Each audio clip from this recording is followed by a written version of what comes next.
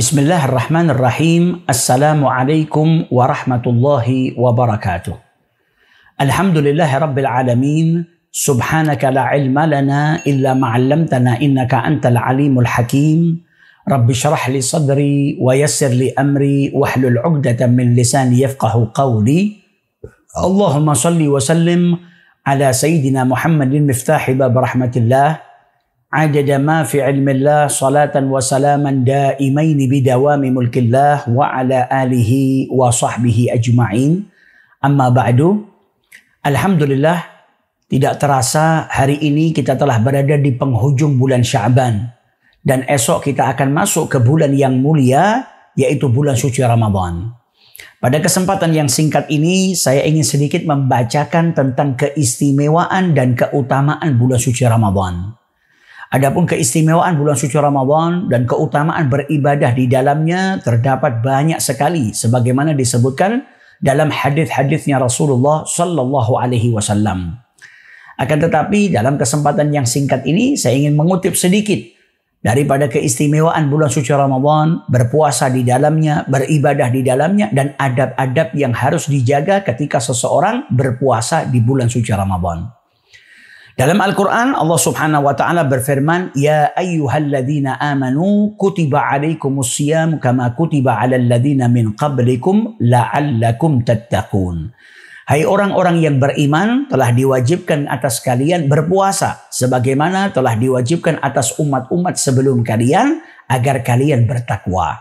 Jadi berpuasa ini bukan hanya dilakukan oleh umat Islam atau umatnya Nabi besar Muhammad sallallahu alaihi wasallam. Akan tetapi umat terdahulu mereka juga diwajibkan oleh Allah Subhanahu wa taala untuk berpuasa. Dan tujuan Allah Subhanahu wa taala memerintahkan hamba-hambanya untuk berpuasa agar mereka lebih bertakwa kepada Allah Subhanahu wa taala. Puasa di bulan suci Ramadan diperintahkan oleh Allah Subhanahu wa taala kepada umat Islam di tahun kedua setelah hijrahnya Nabi besar Muhammad sallallahu alaihi wasallam. Sebagaimana diriwayatkan di bulan Sya'ban di tahun kedua setelah hijrahnya Nabi Muhammad sallallahu alaihi wasallam turun perintah dari Allah Subhanahu wa taala untuk mengerjakan puasa di bulan suci Ramadan. Dan bulan Ramadan ini diberi nama Ramadan. Disebutkan dalam riwayat bahwasanya ketika bangsa Arab mereka memberikan nama-nama pada bulan-bulan mereka, ketika ingin memberikan nama bulan yang ke-9 yaitu bulan Ramadan, saat itu bertepatan dengan musim yang sangat panas. Oleh karena itu mereka memberi nama bulan tersebut dengan Ramadan yang diambil daripada Ar-Ramdha. Dalam riwayat yang lain disebutkan li'annahu yarmidhud dzunub ay yahrikuha. Disebut Ramadan juga karena di bulan tersebut perbuatan dosa atau dosa-dosa manusia dibakar oleh Allah Subhanahu wa taala yang artinya diampuni oleh Allah Subhanahu wa taala. Adapun keistimewaan bulan Ramadan sangatlah banyak. Dan orang yang berpuasa di bulan suci Ramadan pada hakikatnya dia sedang membuktikan rasa cintanya, mahabbahnya kepada Allah Subhanahu wa taala. Seseorang yang berpuasa dia rela meninggalkan makan, meninggalkan minum dan lain sebagainya yang tadinya diperbolehkan. Ia rela meninggalkannya semata-mata karena tunduk dan taat dengan perintahnya Allah Subhanahu wa taala. Berarti pada hakikatnya seseorang yang berpuasa dia sedang membuktikan rasa cintanya kepada Allah Subhanahu wa taala. Di bulan suci Ramadan ini Allah Subhanahu wa taala menurunkan Al-Qur'an. Sebagaimana difirmankan oleh Allah Subhanahu wa taala di dalam Al-Qur'an, Syahrul Ramadan alladzi unzila fihi al-Qur'an. Di bulan Ramadan juga terdapat satu malam yang lebih mulia daripada 1000 bulan, yaitu malam Lailatul Qadar. Bulan Ramadan adalah pemimpinnya para bulan-bulan yang lainnya. Bulan yang paling mulia di antara bulan-bulan lainnya. Dan di bulan Ramadan terdapat satu malam yang di situ lebih mulia daripada 1000 bulan. Lebih mulia daripada sekitar 83 tahun lebih. Nah, ini menunjukkan keistimewaan bulan suci Ramadan. Dan seseorang yang berpuasa di bulan suci Ramadan itu dapat meleburkan dosa-dosanya. Sebagaimana diriwayatkan oleh Abi Hurairah dari Rasulullah sallallahu alaihi wasallam, "Man shama Ramadhana imanan wa ihtisaban, ghufira lahu ma taqaddama min dhanbihi." Barang siapa yang berpuasa di bulan suci Ramadan dengan penuh keimanan, meyakini kewajiban berpuasa di bulan suci Ramadan, wahtisaban, yaitu melaksanakannya ikhlas semata-mata karena Allah Subhanahu wa taala, ghufira lahu ma taqaddama min dzanbih, maka dosa-dosanya yang telah lalu akan diampuni oleh Allah Subhanahu wa taala. Dalam hadis yang lain juga diriwayatkan oleh Abi Hurairah, Nabi SAW bersabda, as-salawatul khams, salat 5 waktu, wal jum'atu ilal jum'ati, dan dari satu Jumat ke Jumat berikutnya, dari salat Jumat ke salat Jumat berikutnya, wa Ramadan ila Ramadan, dan dari Ramadan ke Ramadan berikutnya, yaitu dari puasa di bulan suci Ramadan menuju ke puasa berikutnya di bulan suci Ramadan, mukaffiratun ma bainahunna idza jatanabal kabair. Maka di antaranya dosa-dosanya diampuni oleh Allah Subhanahu wa taala jikalau orang tersebut menjauhi dosa-dosa besar. Jadi dari satu Ramadan ke Ramadan berikutnya, ketika seseorang di bulan suci Ramadan dia berpuasa, kemudian sampai ke Ramadan yang berikutnya dan dia berpuasa, di antara Ramadan sebelumnya sampai Ramadan berikutnya jikalau ada dosa, dan itu dosa-dosa kecil, akan diampuni oleh Allah Subhanahu wa taala. Adapun dosa besar, untuk mendapatkan ampunan daripada Allah Subhanahu wa taala, maka seseorang dituntut untuk bertaubat kepada Allah Subhanahu wa taala. Dengan taubatan nasuha, maka dia akan mendapatkan ampunan daripada Allah Subhanahu wa taala. Jadi Ramadan, jikalau seseorang berpuasa dengan penuh keimanan dan keikhlasan semata-mata karena Allah Subhanahu wa taala, dosa-dosanya yang lalu akan diampuni oleh Allah Subhanahu wa taala. Dan salah satu keistimewaan juga daripada berpuasa di bulan suci Ramadan, seseorang yang berpuasa itu doanya diijabahi oleh Allah Subhanahu wa taala. Sebagaimana disebutkan dalam hadis, Rasul sallallahu alaihi wasallam bersabda, "Thalathatun la taruddu da'watuhum." Ada 3 golongan yang doanya tidak ditolak oleh Allah Subhanahu wa taala. Salah satunya adalah as-shaimu hatta yuftir, orang yang berpuasa sampai dia berbuka. Oleh karena itu hendaknya seseorang yang sedang berpuasa, dia tidak melewatkan kesempatan yang baik ini, tidak menyia-nyiakan kesempatan yang baik yang diberikan oleh Allah Subhanahu wa taala. Seseorang yang sedang berpuasa doanya mustajab. Maka ketika kita berpuasa, hendaknya kita banyak berdoa, memohon kepada Allah Subhanahu wa taala, karena di saat itu doa seseorang yang berpuasa diijabahi oleh Allah Subhanahu wa taala. Dan bulan suci Ramadan adalah bulan berbagi. Nabi Muhammad dikenal sebagai seseorang yang sangat dermawan. Dan beliau lebih dermawan ketika berada di bulan suci Ramadan. Bersedekah mendatangkan banyak sekali pahala dari Allah Subhanahu wa taala. Dan di bulan suci Ramadan, amal ibadah manusia pahalanya dilipat gandakan oleh Allah Subhanahu wa taala. Maka jangan sampai kita melewatkan bersedekah di bulan suci Ramadan. Karena Ramadan juga mengajarkan kepada kita untuk berbagi kepada mereka yang tidak mampu. Berbagi kepada mereka yang kondisi ekonominya mungkin tidak sebaik diri kita. Berbagi walaupun dengan hal yang ringan, walaupun dengan sebutir kurma ataupun dengan seteguk air. Di bulan suci Ramadan terdapat banyak sekali pahala bagi mereka yang bersedekah, yang berbagi kepada saudaranya. Sebagaimana disabdakan oleh Rasul sallallahu alaihi wasallam, "Man fattara sha'iman", barang siapa yang memberikan buka puasa kepada orang yang berpuasa, kana lahu mithla ajrihi, maka dia mendapatkan pahala seperti pahala orang yang berpuasa yang ia berikan makan berpuasa tadi atau untuk buka puasanya. Ghaira annahu la yanqusu min ajri shaimi syai'a, dan tidak mengurangi sedikit pun dari pahalanya orang yang berpuasa. Al-Habib Abdullah bin Alwi Al-Haddad dalam kitabnya An-Nasaih Ad-Diniyah, beliau menjelaskan pahala yang dijanjikan oleh Allah Subhanahu wa taala dalam haditsnya Rasul sallallahu alaihi wasallam ini hanya bisa didapatkan bagi mereka yang memberikan buka puasa kepada orang yang berpuasa. Jadi ketika ada orang yang berpuasa, dia memberikan sesuatu untuk berbuka puasa, walaupun hanya dengan seteguk air, semampunya. Ketika seseorang mampu untuk memberikan makanan, maka dia berikan makanan. Ketika dia hanya mampunya memberikan kurma, maka dengan kurmanya pun dia bisa mendapatkan pahala tersebut. Atau bahkan dengan seteguk air. Beliau menjelaskan, ini pahala bisa didapatkan bagi mereka yang memberikan buka puasa kepada orang yang sedang berbuka puasa. Adapun ketika seseorang memberikan makanan kepada seseorang yang sudah berbuka puasa, entah itu di rumahnya atau di tempat lain, dia tidak mendapatkan pahala yang dijanjikan dalam hadis ini. Akan tetapi dia tetap mendapatkan pahala memberi makan kepada orang lain. Dan pahala memberi makan kepada orang lain juga pahalanya besar. Akan tetapi pahala seperti orang yang berpuasa hanya bisa didapatkan ketika seseorang itu memberikan buka puasa kepada mereka yang berpuasa, yaitu digunakan untuk berbuka puasanya. Oleh karena itu jangan kita lewatkan kesempatan yang baik ini. Jika kita mampu memberikan makanan kepada mereka yang berpuasa, kita berikan kepada mereka. Jika mampunya hanya sebutir kurma, maka kita berikan kurma. Atau roti, maka kita berikan roti. Atau bahkan air mineral yang mungkin kita bisa berikan kepada tetangga kita atau orang yang berpuasa yang ada di sekeliling kita, atau mungkin kita bisa berikan ke masjid yang memberikan buka puasa, maka di situ terdapat banyak sekali pahala dari Allah Subhanahu wa taala. Kemudian dilanjutkan di sini oleh beliau, dan bagi orang yang berpuasa ada adab-adab yang harus dijaga, di mana puasa seseorang itu tidak sempurna kecuali dengan mengerjakan adab-adab tersebut. Famin ahammiha, dan daripada adab yang terpenting yang harus dijaga oleh seseorang ketika berpuasa, ayyahfadha lisanahu anil kidbi wal ghibah, menjaga lisannya dari dusta dan juga dari ghibah, dari menggunjing orang lain, dan dari ucapan-ucapan yang tidak ada manfaatnya. Lebih baik ia gunakan lisannya untuk membaca Al-Quran, berzikir kepada Allah Subhanahu wa taala, yang tentunya akan mendatangkan banyak pahala dari Allah Subhanahu wa taala.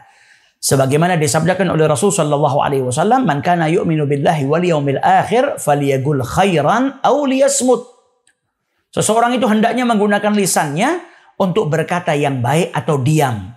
Dan di bulan suci Ramadan, bulannya ibadah, maka jangan sampai kita gunakan lisan kita untuk berdusta, jangan sampai kita gunakan lisan kita untuk menggunjing, membicarakan orang lain, mengadu domba, mencaci, memaki, menyakiti hati orang lain, atau berbicara pembicaraan yang tidak ada manfaatnya.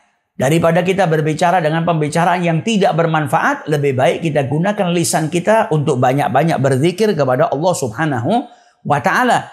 Dan hendaknya seseorang yang berpuasa juga menjaga matanya, dan juga menjaga kedua telinganya, menjaga pandangannya, pendengarannya dari perkara-perkara yang diharamkan oleh Allah Subhanahu wa taala. Menjaga ini semua diwajibkan baik di Ramadan ataupun di luar Ramadan. Akan tetapi di bulan suci Ramadan lebih ditekankan. Jangan sampai ketika kita berpuasa di bulan suci Ramadan, kita gunakan mata kita untuk memandang perkara-perkara yang diharamkan oleh Allah. Atau kita gunakan lisan kita, telinga kita untuk mendengar dan mengucap perkara-perkara yang diharamkan oleh Allah Subhanahu wa taala. Dan juga menjaga perut agar tidak kemasukan sesuatu yang haram. Di luar Ramadan juga demikian. Akan tetapi di bulan suci Ramadan lebih ditekankan. Jangan sampai seseorang itu berbuka dengan sesuatu yang diharamkan oleh Allah Subhanahu wa taala, agar pahalanya tidak sirna. Karena dikatakan oleh Rasul sallallahu alaihi wasallam, berapa banyak orang yang berpuasa akan tetapi dia tidak mendapatkan apapun dari puasanya terkecuali rasa lapar dan dahaga. Bagian yang ia dapatkan dari puasanya hanya rasa lapar dan dahaga. Karena ketika berpuasa, dia banyak melakukan perkara-perkara yang bisa menjadikan pahalanya itu gugur. Yaitu bermaksiat, melakukan hal-hal yang diharamkan oleh Allah Subhanahu wa taala. Oleh karena itu, adab ini penting untuk kita terapkan dalam diri kita. Jangan sampai ketika kita berpuasa melakukan perkara-perkara yang diharamkan oleh Allah. Jaga pendengaran kita, jaga lisan kita, jaga perut kita. Jangan sampai kemasukan perkara-perkara yang haram atau makanan-makanan yang syubhah. Agar puasa kita diterima oleh Allah Subhanahu wa taala dan mendapatkan pahala yang berlimpah daripada Allah Subhanahu wa taala. Beliau juga menjelaskan dalam kitabnya An-Nasaih Ad-Diniyah, dan termasuk bagian daripada adab-adabnya orang yang berpuasa, tidak tidur terlalu lama di waktu siang dan juga tidak makan terlalu banyak di waktu malam. Karena puasa itu punya tujuan.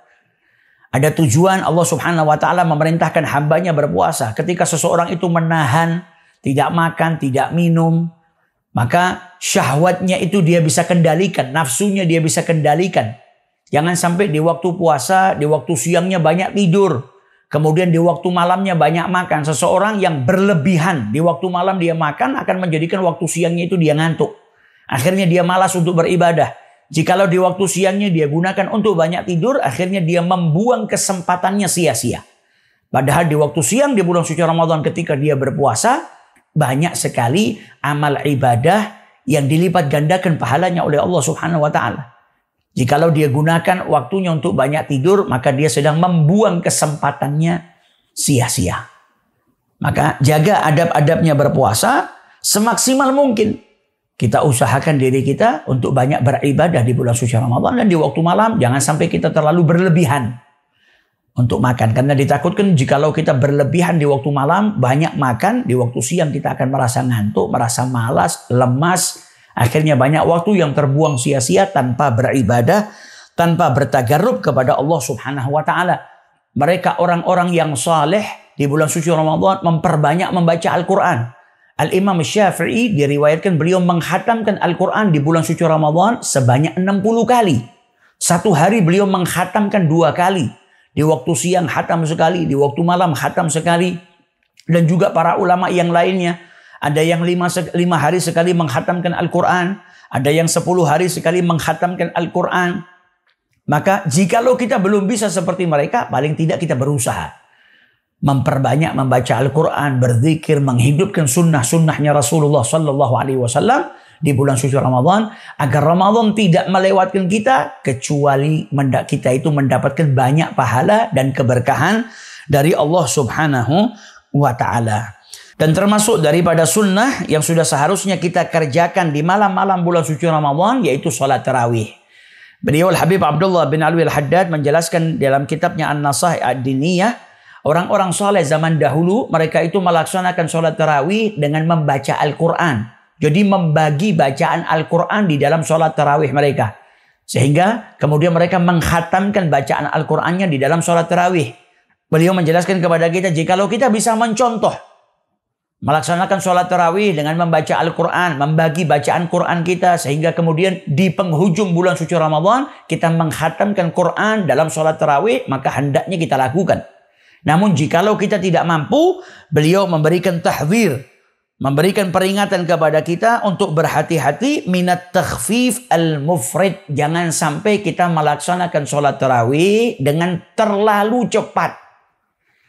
Membaca surat yang pendek tidak ada masalah, namun lakukan dengan baik. Bitta'anni, tidak cepat-cepat.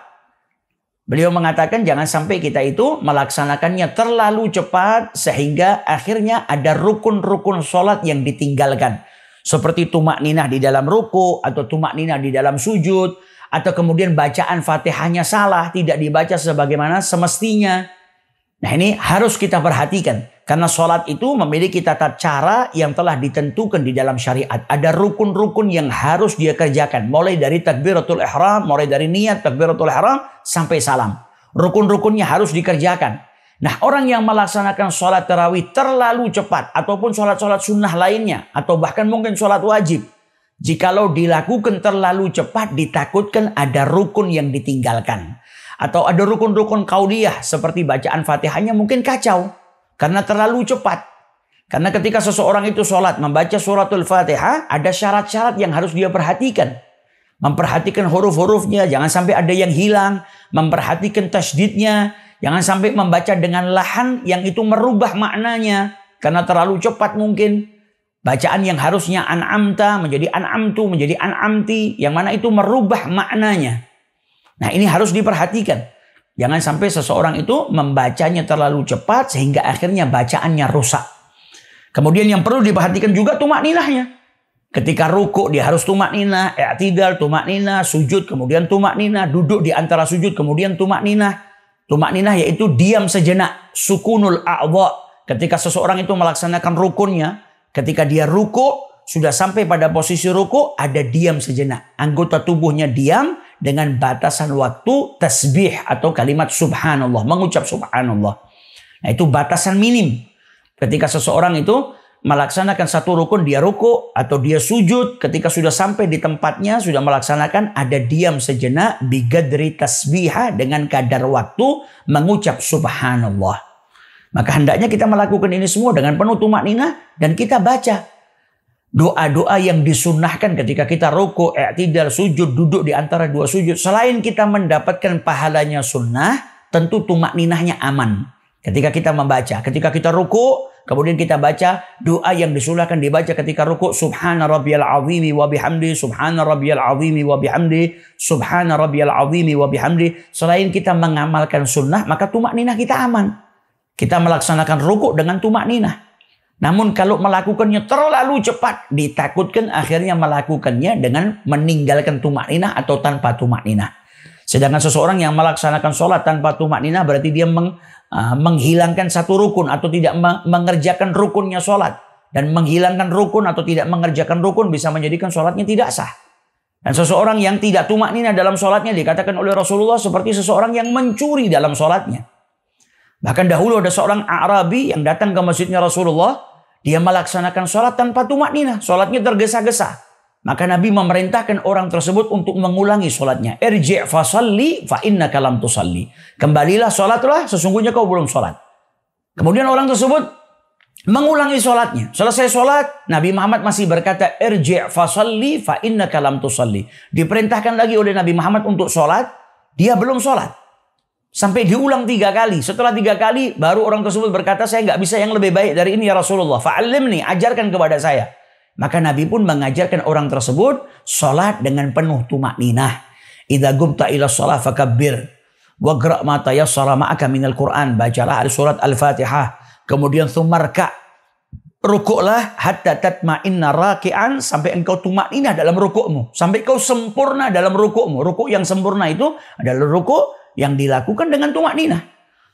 Kemudian thumarfa hatta ta'dila ga'imah. Kemudian bangunlah sampai kau posisimu sempurna dalam keadaan berdiri.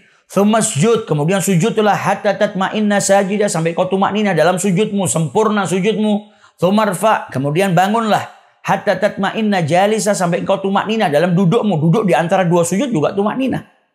Waf'al dzalika fi salatika kulliha, dan lakukan ini di seluruh salatmu. Diajarkan tumakninah oleh Rasulullah Shallallahu Alaihi Wasallam. Nah, ini yang hendaknya kita harus perhatikan. Baik itu di sholat tarawih atau sholat-sholat yang lainnya.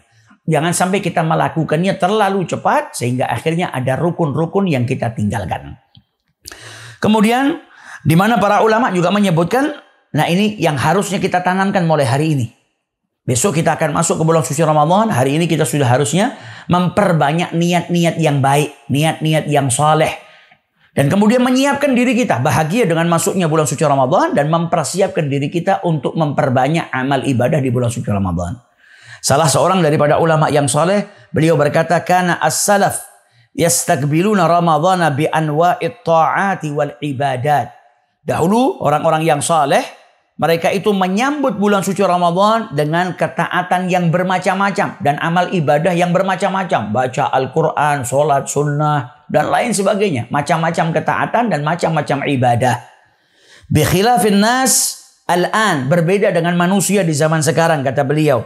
Yastaqbilunahu bi anwa'il mat'umat wal masyrubat. Menyambut bulan suci Ramadan dengan macam-macam makanan dan macam-macam minuman.